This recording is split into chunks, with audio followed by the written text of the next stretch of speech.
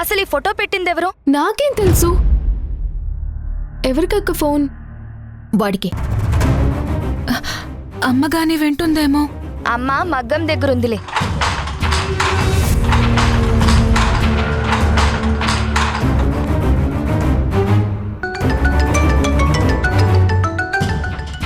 ఓ, phone చేయడం మొదలు పెట్టావా? నేను లిఫ్ట్ చేయనుగా. వీడు కట్ చేస్తున్నాడు.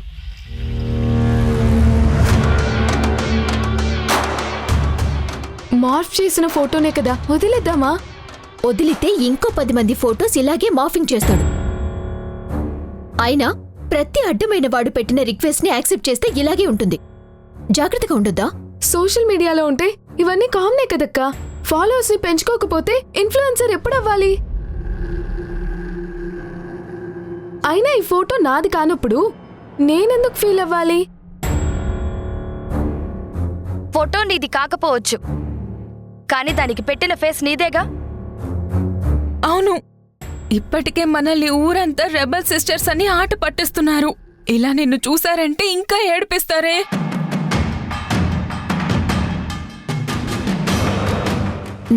అవును, ఇప్పుడు వెళ్ళి అమ్మకు చెప్దాం పదండి. వద్దక్కా, వద్దు.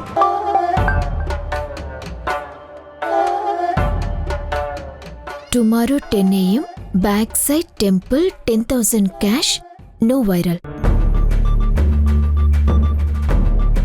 అంటే ఈ వెధవకి ఇంగ్లీష్ కూడా సరిగ్గా రాదు. మార్ఫింగ్ చేయడం మాత్రం బాగా వచ్చు. అయినా అమ్మకి చెప్పొద్దంటున్నావేంటి హాసిని? అవునక్కా, చెప్తే అమ్మ బాధపడుతుంది. మనమే డీల్ చేద్దాం.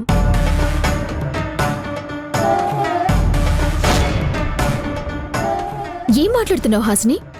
కుటుంబ సభ్యుల మధ్య రహస్యాలు ఉండకూడదని ప్రతిరోజు చదువుకుంటున్నాం కదా. నేనెక్కడ దాచాను? మీరంతా కుటుంబమేగా. ఈ విషయం అమ్మకి తెలిస్తే కంగారు పడుతుంది. తనను కంగారు పెట్టి బాధ పెట్టడం ఎందుకు చెప్పండి? నిజమే అక్క, ఇలా జరిగిందని తెలిస్తే అమ్మ కోపాన్ని అస్సలు కంట్రోల్ చేయలేం.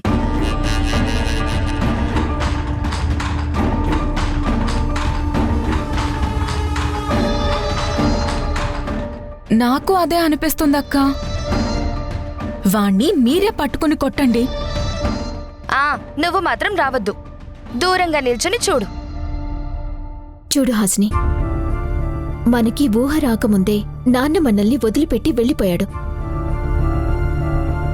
అప్పట్నుంచి అమ్మ ఎంత కష్టపడి మనల్ని పెంచిందో మనందరికీ తెలుసు. ప్రతిరోజు అమ్మ ఆ నియమాలని మనతో చదివిస్తుంది మన జాగ్రత్త కోసమే. అమ్మ బాధపడే పని ఇంకెప్పుడు చేయనని, జాగ్రత్తగా ఉంటానని నాకు మాటివ్వు.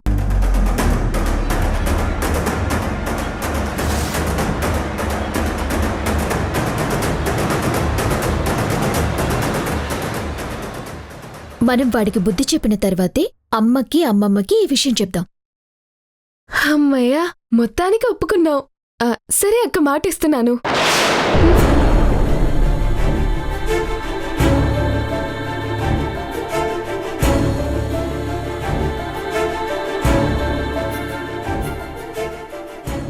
నువ్విస్తున్నది మాట. ఈ మాట తప్పితే అమ్మతో పాటు మా అందర్నీ కూడా అవమానించినట్టే. ఆలోచించి మాటివ్వు హాసిని. మిమ్మల్ని అవమానించాలనే ఆలోచన నాకెందుకుంటుందక్కా? అలా చేస్తే అది నాకు అవమానమే. ఇక నుంచి జాగ్రత్తగా ఉంటానని అమ్మ తర్వాత అమ్మ లాంటి నీకు మాటిస్తున్నాను.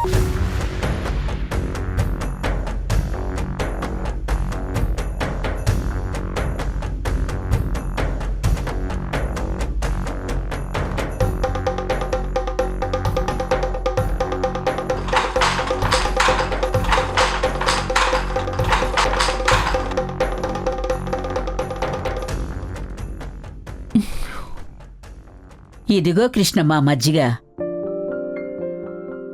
పిల్లలు పడుకున్నారా? ఏమో రూంలోకైతే వెళ్లారు. ఊర్లో సంగతులని చెప్పుకుని అప్పుడు మోస్తారు నోళ్లు.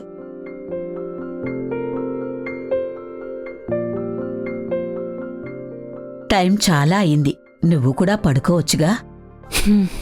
4 రోజుల్లో జాతర కద పిన్ని. ఈలోపు ఈ చీర నేయటం పూర్తయిపోవాలి. నువ్వు పడుకో. అలాగే. పిన్ని, ఆ నీకిప్పటికే చాలాసార్లు చెప్పాను, మళ్ళీ చెప్తున్నాను. వారాహిని నువ్వు తక్కువ చేసి చూస్తే నాకు నచ్చదు. ఇంకెప్పుడు అలా ఈసడింపుగా మాట్లాడకు. బావుందమ్మా. ఇప్పుడు నేనేమన్నానని అయిందానికి కాందానికి దిష్టి తీయడం ఎందుకు అన్నాను, అంతే కదా. నా కూతురిది చిన్న గెలుపైనా ఈ తల్లికి పెద్ద విజయమే. డబ్బే జీవితం అనుకునే ఈ రోజుల్లో విలువలే ఆస్తులుగా పిల్లల్ని పెంచుకుంటున్నాను. వారాహి సాధించేది చిన్న విజయమైనా అది నాకు ఆనందం, గర్వం. వాటిని నువ్వు తగ్గించే ప్రయత్నం చేయొద్దు. సరే తల్లి, ఆ వారాహి మీద నీకు మిగతా కూతుల కంటే ఎక్కువ ప్రేమ ఉందని మరోసారి చాటి చెప్పావు. పిన్ని, బిడ్డల మీద తల్లికి ఎప్పుడూ పక్షపాతం ఉండదు. వారాహి కూడా నా బిడ్డే. కాదని ఎవరన్నారు ఇప్పుడు? అది భూమి మీద పడ్డాకే మనకి కష్టాలు మొదలయ్యాయని నువ్వు మర్చిపోయినా నేను మర్చిపోను. పెద్దదాన్ని, నా చేదస్తం నాకుంటుంది.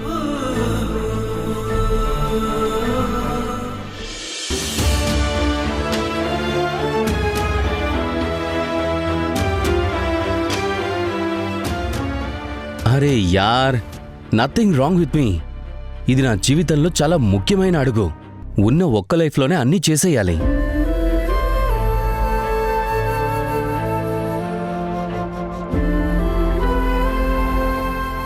అమ్మా, ఇంకేంటి? ఏం లేదు. అమ్మా, అమ్మలందరికీ ఏదో ఒక స్టేజ్లో తన పిల్లలు దూరం అయిపోతున్నారేమో అన్న ఫీలింగ్ కలుగుతుందట. నిన్ను చూస్తుంటే నాకు అలానే అనిపిస్తుంది.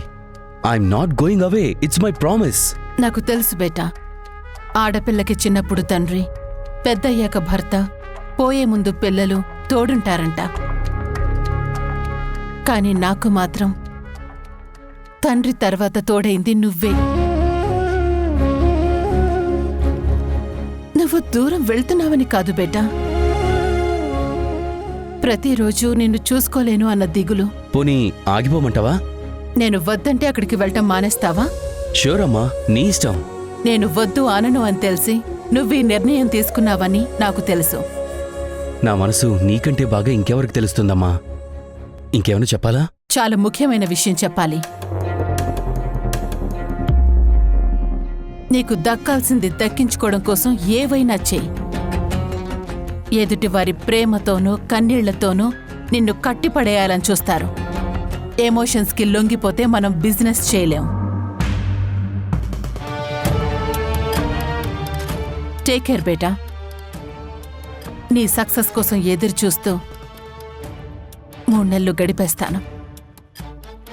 అమ్మా, యువర్ ఆల్వేస్ గ్రేట్. నువ్వు గర్వపడేలా చేస్తానని మాటిస్తున్నాను.